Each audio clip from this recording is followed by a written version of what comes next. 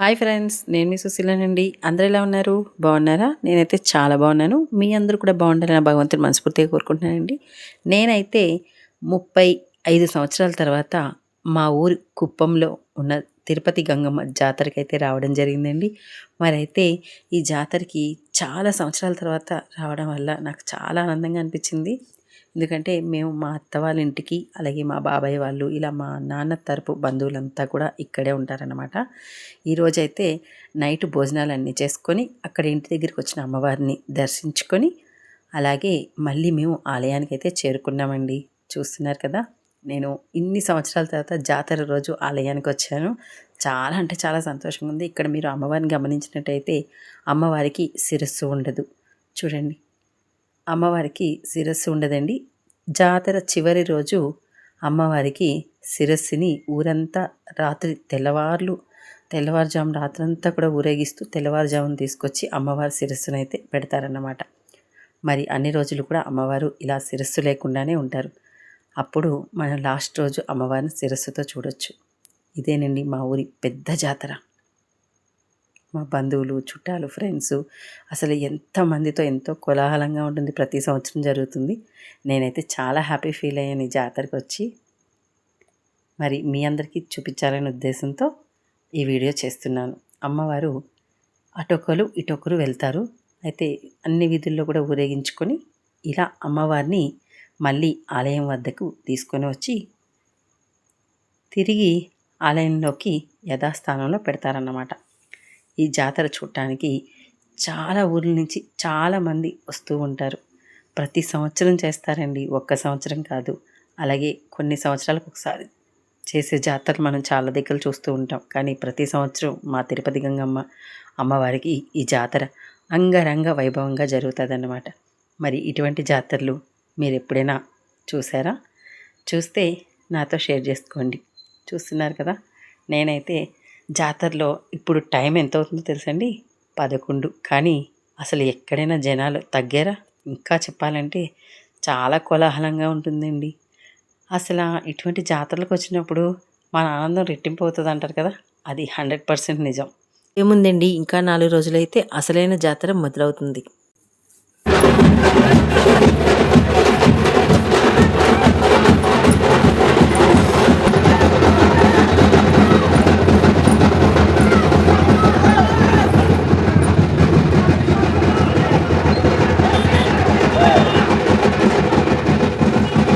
అమ్మవారు గుండంలోకి ఏ విధంగా దిగుతారు, అలాగే అక్కడున్న విశేషం ఏంటి అన్నది కూడా మీకు అందరికీ చూపించాలనే ఉద్దేశంతో ఈ వీడియో చేస్తున్నానండి. అమ్మవారిని కూడా ఇలా 3 సార్లు గుండంలోకి తీసుకువెళ్తారనమాట. ఆవిడ కూడా గుండంలో తిరుగుతుంది. అలాగే ఆవిడతో పాటు చాలామంది, వేలాది మంది భక్తులు, లక్షలాది మంది అనుకోండి చెప్పాలంటే, మొక్కుకుంటారంటండి. మొక్కుకునే వాళ్ళు కూడా అమ్మవారితో పాటు ఆ నిప్పుల్లో నడుస్తారు. మరి నిప్పుల్లో నడవడం అంటే మాటలా చెప్పండి? సాక్షాత్తు దైవశక్తి ఉండడం బట్టికి అలా నడవగలిగిన వాళ్ళకి ఏమీ అవ్వకుండా చక్కగా వాళ్ళు మళ్ళీ అంతే ఎనర్జెటిక్గా కూడా ఉంటారట.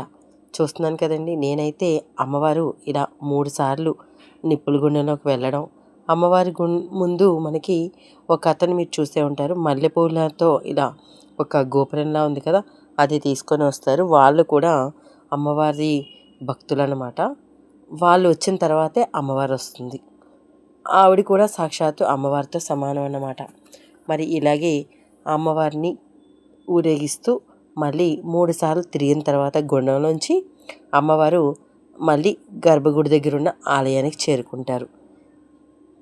ఇలా ప్రతిసారి కూడా గుండంలో దిగే భక్తులు ప్రతి సంవత్సరం కూడా ఎక్కువ అవుతున్నారని ఇక్కడ అందరూ చెప్పుకుంటే విన్నామండి. మరి ఇటువంటి జాతరలు చూడాలి అంటే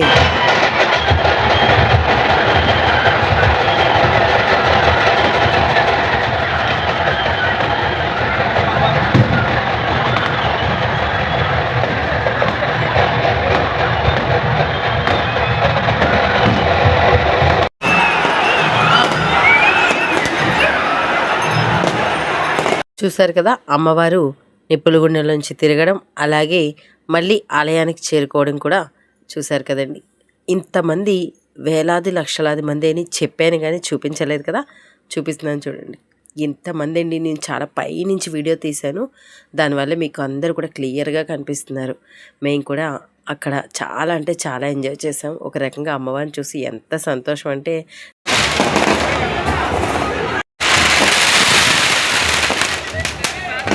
అయ్యేసరికి ఇంకా మాకైతే అసలు ఆ జనాల నుంచి బయటకు వచ్చేసరికి ఉక్కిరి బిక్కిరి అయిపోయింది. సరే కాసేపు మేము జ్యూసులు తాగుతూ రిలాక్స్ అయ్యాం. తిరుపతి గంగమ్మ జాతరలో కుప్పంలో మేము చక్కగా ఈ ఎగ్జిబిషన్ అంతా చూస్తూ భలే ఎంజాయ్ చేసామండి. మరైతే ఎగ్జిబిషన్ అంటే అన్ని దిక్కలా ఉంటుంది, పెద్ద స్పెషల్ ఏంటా అనుకున్నారేమో. నాకైతే స్పెషలేనండి, ఎందుకంటే మా ఫ్యామిలీ మెంబర్స్తో ఎంజాయ్ చేసాం కాబట్టి. అయితే అప్పటికే మేము తిరిగి తిరిగి బాగా అలసిపోయామన్నమాట. అసలు ఓపిక లేదు, కానీ పిల్లలు బాగా పేచి పెడుతున్నారు వెళ్దామనేసి, అందుకనేసి వాళ్ళ కోసమని మళ్ళీ మేము ఆ టైంలో ఎగ్జిబిషన్కి వెళ్ళాం. ఎందుకంటే ఈ టైం అయితేనే ఖాళీగా ఉంటుంది. చుట్టుపక్కల జనాలు వేరు వేరు ఊర్ల నుంచి చాలామంది రావడం వల్ల అస్సలు ఖాళీ ఉండట్లేదు అన్నమాట. ఇప్పుడు టైం అయితే కరెక్ట్గా 12:30 అయిందండి. ఈ టైంలో ఎగ్జిబిషన్ ఏంటో అనుకుంటున్నారా, అక్కడ మాత్రం జనాలు ఎక్కడ తగ్గేదేలే అన్నట్టుగా ఉన్నారు. సరే పిల్లలు కూడా ఇగో ఇవన్నీ కూడా ఎక్కారన్నమాట. వాళ్ళు ఎక్కి ఆడుకుంటూ ఉంటే మేము కింద నుంచి చక్కగా వాళ్ళని చూస్తూ, అలాగే చుట్టుపక్కల అట్మాస్ఫియర్ అంతా చూస్తూ ఎంజాయ్ చేసామండి. మరి ఇలాంటి ఎగ్జిబిషన్స్ మీరు కూడా వెళ్ళే ఉంటారు కదా, అది కూడా మనం వెళ్ళడం వేరు, మన ఫ్యామిలీ మెంబర్స్తో ఉన్నప్పుడు ఆ చేసే ఎంజాయ్ కానివ్వండి, అల్లరి కానివ్వండి, భలే సరదాగా అనిపిస్తుంది. అది ఒక రకంగా మనసుకి ఎంత ఆనందాన్ని ఇస్తుందో మాటల్లో చెప్పలేం. కొన్ని కోట్లు ఖర్చు పెట్టినా ఇటువంటి సంతోషాలను మనం కొనుక్కోలేం. మీరేమంటారు? అందుకే మా ఫ్యామిలీ మెంబర్స్తో నేనైతే చాలా ఎంజాయ్ చేశానండి. మరి ఒకవైపు నిద్ర మొహాలు వేసుకుంటూ, మరోవైపు అక్కడ ఉన్న వాతావరణాన్ని ఎంజాయ్ చేయాలి అంటే కొద్దిగా ఇబ్బందిగా అనిపించినప్పటికీ అసలు వాళ్ళందరితో కలిసి ఉండి కాసేపటికి నిద్ర అనే విషయాన్ని మర్చిపోయాం. ఇక ఆ ఎగ్జిబిషన్ అంతా తిరిగి తిరిగి అలసిపోయి ఒక దగ్గరికి వచ్చేసరికి ఏమైనా తినాలి అనిపించింది. అయితే నాకైతే ఏమైనా ఎక్కాలి అనిపించింది, కానీ అప్పుడే డిన్నర్ చేసి అవన్నీ చూసుకొని వచ్చేసరికి మళ్ళీ ఎక్కడ గొంతులోకి వచ్చేస్తుందో అని భయం వేసి ఎక్కడం మానేశాను నేనైతే. సరే పిల్లలైతే ఇంకా ఏమైనా స్నాక్స్ కావాలి అంటే అవన్నీ తీసుకొచ్చుకున్నాం. ఈ టైంలో కూడా తింటూ మళ్ళీ ఇంకా కాసేపు ఎంజాయ్ చేసామన్నమాట. ఎగ్జిబిషన్ అంటేనే తినడానికి, అలా ఆడుకోవడానికి చాలా ఉంటాయి కదా. మరి వీటితో పాటు మేము అక్కడ కొన్ని గేమ్స్ కూడా ఆడామండి, వాటిని తీయడం మర్చిపోయాం. ఖాళీగా ఉన్న రోడ్డు చూసేసరికి మాకు కాస్త ఆడుకోవాలనిపించి ఇగో డివైడర్ మీద ఇలా ఎంజాయ్ చేసాం.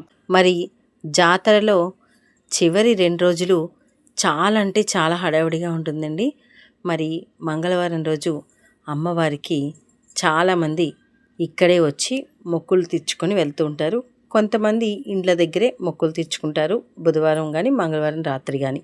మరి మేమైతే అమ్మవారిని దర్శించుకోవడం నుంచి వేరే ఊరి నుంచి వచ్చాం కాబట్టి మంగళవారమే వచ్చి అమ్మవారికి పసుపు కుంకుమ చీర జాకెట్ ఇలా మనం ఏం పెట్టాలనుకుంటే అవన్నీ కూడా పెట్టేసి అమ్మవారిని దర్శించుకొని వెళ్ళిపోయాం అన్నమాట.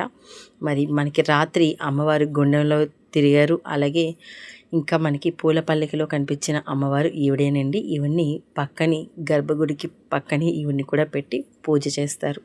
మరైతే అంతరాలయంలో అమ్మవారిని మీకు ఆల్రెడీ చూపించాను కదా, ఇప్పుడు మళ్ళీ చూపించాను. అలాగే ఇక్కడ చాలామంది మొక్కుకుంటారండి. అమ్మాయి వేషం వేసుకొని వస్తామని అబ్బాయిలు, అబ్బాయి వేషం వేసుకొని వస్తామని అమ్మాయిలు మొక్కుకొని మొక్కులు తీర్చుకుంటారట. మరి మేమైతే అమ్మవారిని చక్కగా దర్శించుకొని మేము కూడా అమ్మవారికి మేము ఇవ్వాలనుకున్నవన్నీ కూడా సమర్పించుకొని అమ్మవారిని దర్శించుకొని అందరం కూడా ఇలా బయటకు వచ్చామండి. ఆలయం అయితే భక్తులతో చాలా రద్దీగా ఉంది, అయినప్పటికీ మాకైతే పూజలు చాలా బాగా చేసుకోవడానికి అవకాశం దొరికింది. మా మావయ్య అన్నాను కదా, ఆయన లోపలికి తీసుకెళ్ళి పూజలు చేపించారు. అమ్మవారిని దర్శించుకున్న అనంతరం ఇలా ఆలయం నుంచి బయటకు వచ్చాక అందరం మళ్ళీ చాలా హ్యాపీగా అనిపించింది అనమాట. అక్కడ అట్మాస్ఫియర్ అంతా చూసేసరికి చాలా బాగుందండి. అలాగే అమ్మవారి ఆలయం వెనకాల విఘ్నేశ్వరుడు ఇంకా కొన్ని దేవతా విగ్రహాలు ఉంటాయండి. అక్కడ మనమే స్వయంగా పూజలు అయితే చేసుకోవచ్చు. నేను కూడా మా పిల్లలతోటి అలాగే మా అబ్బాయితో కూడా పూజలు అయితే చేపించాను. చేపించిన తర్వాత అందరం అక్కడ కాసేపు కూర్చున్నామండి. మరి నా వీడియో మీకు నచ్చిందా? జాతరలో అమ్మవారి శిరస్సుని ఊరేగింపుగా తీసుకొని వస్తారు. మరి రాత్రి 11:30 సమయంలో మా ఇంటి వద్దకు అమ్మవారు వచ్చారు. అప్పుడు మా ఇంటి వద్ద నెలకొన్న సందడి, డాన్సులతో అందరూ కూడా చాలా ఎంజాయ్ చేశాం.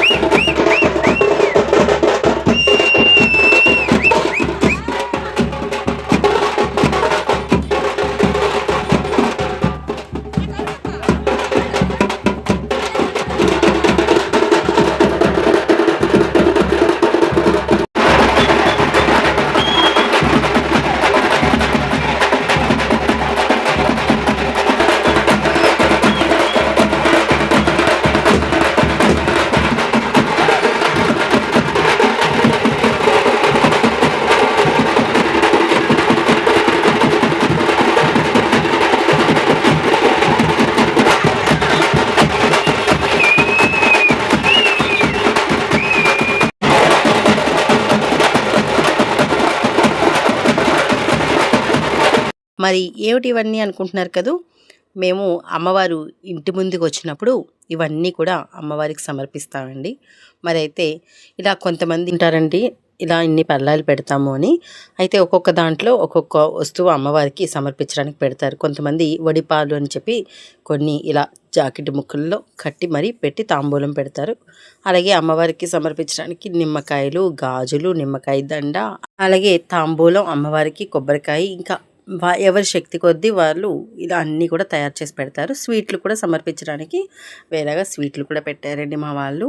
అమ్మవారికి వడిపాలని కడతారు. అలాగే చీర, సారీ, జాకెట్ ఇదేమో స్పెషల్ అండి నన్ను అడిగితే. ఈ దీపాలు ఇందులో బెల్లంతో తయారు చేసిన బియ్యపు పిండి దీపాలు అన్నమాట. చలివిడి దీపాలు అంటారు, చలిపిండి దీపాలని. నెయ్యి వేసి ఇందులో దీపం పెట్టి అమ్మవారికి సమర్పిస్తారు. మరి చూస్తున్నారు కదా, అమ్మవారి కోసం మేకపోతు కూడా రెండోయి. ఈ మేకను కూడా అమ్మవారికి బలి ఇవ్వడానికి మన ఇంటి ముందుకి అమ్మవారు వచ్చినప్పుడు మన గుమ్మం ముందే ఇస్తారు, వాళ్ళు ఇస్తారండి. అయితే ఈ నీళ్లు మేక మీద వేసినప్పుడు అది ఇదిలిస్తేనే మేకపోతుని వేస్తారట. లేకపోతే అది ఇదిలించేంత వరకు కూడా అమ్మవారి ఎక్కడి వరకు వెళ్తే అక్కడి వరకు దాన్ని తీసుకొని వెళ్తూనే ఉంటారు, నీళ్లు పోస్తూనే ఉంటారు. ఇదిలిస్తే అక్కడ వేసేస్తారు మేకపోతుని. అలాగే అమ్మవారి గరగలు వస్తాయండి. మా ఇంటి ముందు అమ్మవారు వచ్చే ముందు ఇలా టపాసులతో హడావిడి చేసేసారు అందరూ. మరి అంత హడావిడిగా చూస్తున్నారు కదా, మేము అందరం కూడా అమ్మవారిని దర్శించుకోవడానికి హడావిడిగా ఉన్నామన్నమాట. అమ్మవారిని దర్శనం చేసుకున్న తర్వాత అందరం కూడా భలే సంతోషంగా, హ్యాపీగా అనిపించింది మాకు. ఇక చుట్టాలు, బంధువులు కలిసి చాలా హ్యాపీ ఫీల్ అయ్యాం. అందరం ఆటలు పాటలతో బాగా సందడిగా ఉండేసరికి అలసిపోయామని చెప్పాలండి. అమ్మవారిని చూసేసరికి మాకు ఆనందంకి హద్దులైతే లేవు, అంత ఆనందంగా అనిపించింది. చూస్తున్నారు కదా, ఒక్కొక్కరు ఎలా ఉన్నామంటే అసలు ఆడి పాడి డ్యాన్స్లే చేసేసరికి బాగా టైర్డ్ అయిపోయాం. ఇక అమ్మవారు వచ్చేసరికి మాకు ఒక్కొక్కరికి ఎంత త్వరగా అమ్మవారిని చూడాలన్న ఆనందం, అలాగే ఇంటి ముందు అమ్మవారి పూజ చేసుకోవడం అనేది మరో సంతోషం. చూస్తున్నారు కదా, మరి ఇటువంటి సంబరాలు, ఇటువంటి పూజా కార్యక్రమాలు మీ ఊర్లో కూడా జరిగాయా? జరిగితే మరి ఫోన్లో నాతో షేర్ చేసుకోండి ఫ్రెండ్స్. ఈ మా తిరుపతి గంగమ్మ ఆశీర్వాదాలు మాకు మీకు అందరికీ ఉండాలని మనస్ఫూర్తిగా కోరుకుంటున్నానండి. జాతర చివరి రోజు మేమందరం కలిసి జాతరలోకి అమ్మవారిని దర్శించుకోవడానికి వెళ్ళామండి. ఎందుకంటే ఈ ఒక్కరోజు మాత్రమే అమ్మవారు నిజరూప దర్శనం ఇస్తారన్నమాట. అంటే మనం మొండెంతో ఉన్న అమ్మవారిని చూసాం కదా, ఈరోజు అమ్మవారి శిరస్సును కూడా పెట్టి ఈ ఒక్కరోజు మాత్రమే రాత్రి 12 వరకు అమ్మవారిని దర్శనం చేసుకోవచ్చు. మరి అయితే మేమందరం కూడా అమ్మవారిని దర్శించుకున్నామండి. ఇక్కడ విశేషం ఏంటంటే అమ్మవారు ఇలా చక్కగా మెయిన్ రోడ్ మీదకే కనిపిస్తారు. మనం ఇంత జనాల్లో లోపలికి వెళ్ళలేము అనుకుంటే ఇలా బయట నుంచి అమ్మవారిని దర్శించుకొని చాలామంది వెళ్ళిపోతూ ఉంటారు. లేదు అమ్మవారిని లోపలికి వెళ్ళి దర్శించుకోవాలి అంటే కనుక మనం కొంచెం టైం పడుతుందండి, వెళ్ళి దర్శించుకోవచ్చు.